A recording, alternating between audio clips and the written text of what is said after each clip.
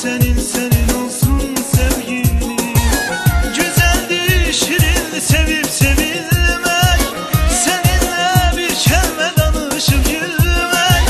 Güzeldir şirin sevip sevilmek, seninle bir kelime danışıp gülmek. Hasretten gizlice bir an görüşmek, bu can senin olsun sevgilim. Hasretten gizlice bir an görüşmek, bu can senin olsun sevgilim.